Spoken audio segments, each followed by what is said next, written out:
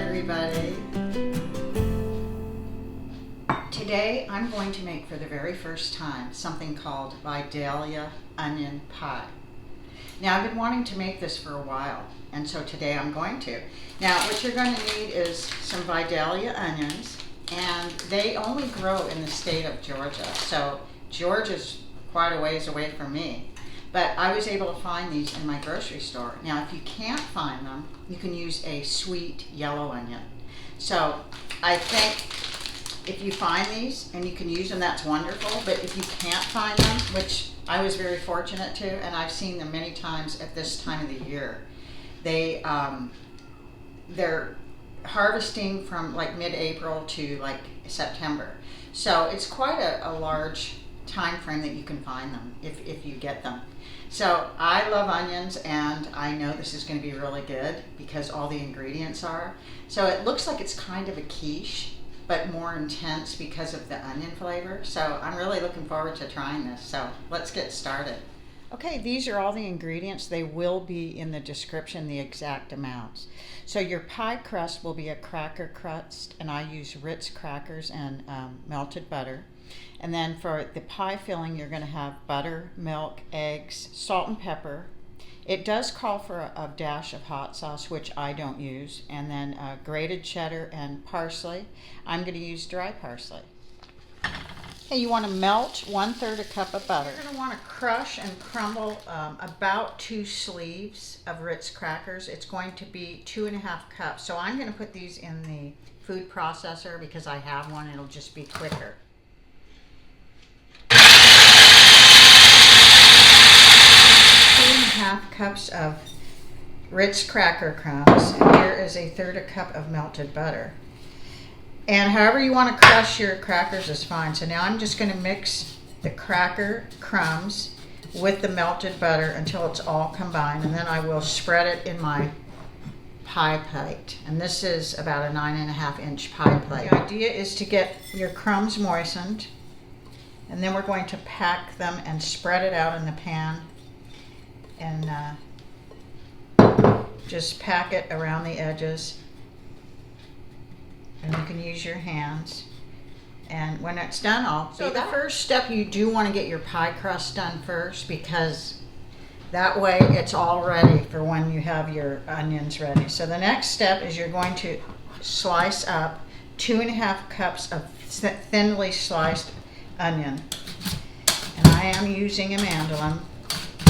But if you don't have one, just slice them. In the majority of my life, I've just used a knife. So I'm going to continue slicing these, and I'll be back when I have 2.5 cups. Okay, we have our 2.5 cups of thinly sliced onion. And now you want to get 2 tablespoons of butter and melt it on the stove, and then we're going to saute these about 10 minutes until they're soft. Not caramelized, soft. So you want to melt the butter, and as soon as it melts, we're going to add our onion. Okay, now you're going to turn this up to kind of a low, kind of a medium low, and you're just going to cook this about 10 minutes until the onions are soft. Now you want to grate 3/4 cup of cheddar cheese. So they're cooking. You don't want them caramelized. You just want to make sure they're soft, and they are getting soft. So you'll probably want to turn them over to get both sides soft. And that's how they're cooking. So while your onions are sauteing, you're going to get your filling mixture ready. So it's going to be 2 eggs. You're going to have 3/4 cup of milk, whole milk,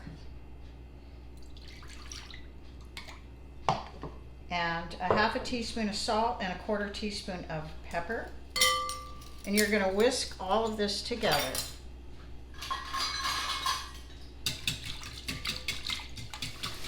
This is how you want your onions. They've been cooking about 10 minutes, and you can see they're soft. They're not caramelized, but they're soft. So now we're going to take them off the stove. Okay, now we're going to spread our onions across the crackers in the pie plate. We're going to evenly distribute these 2.5 cups of softened onions all the way across this pie crust.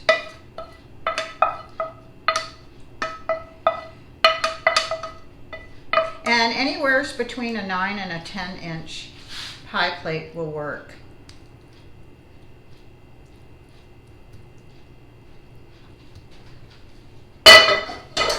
Okay, that's pretty even. And now last, we're going to pour our milk and egg mixture over the top. This is kind of a deeper pie dish, but it'll work fine. Okay, and last thing we're going to do is we're going to sprinkle our 3/4 cup of cheese over the top. And then we're going to garnish the top with dried parsley. That's optional. If you don't want to use parsley, you don't have to, but I'm going to. So this is probably a little bit more than 3/4 cup, but just a little over. And now I'm going to garnish it with parsley and put it in a 350-degree Fahrenheit oven. And we're going to bake this 40 minutes. And you just want to, it says a half a teaspoon, but I'm just sprinkling till I think it looks good. And I think that looks good. So we'll see you in about 40 minutes. There it goes on the middle rack for 40 minutes. I just took this out of the oven, and in my gas oven it took 35 minutes. You can see how nice and golden it is. Now it's kind of puffy, and that will release and kind of flatten itself down. And we're going to wait about 10 minutes and we'll give it a try. It looks delicious, smells amazing. You can see that it's fallen down a little, so it's ready to slice. It's been 10 minutes. Okay, it's our favorite time to taste, and this smells amazing. If you like onions, this looks and smells amazing. So let's give it a taste. It's pretty warm.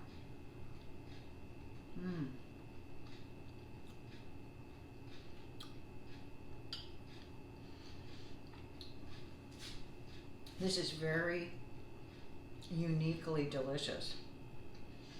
A quiche is the closest thing, but it's even better than a quiche. This is really buttery, toasty with the crackers. I think you could make this with a regular pastry crust, but I don't think it would taste as good. This cracker crust is amazing because it's buttery and crunchy. This is an A. I give this dessert an A.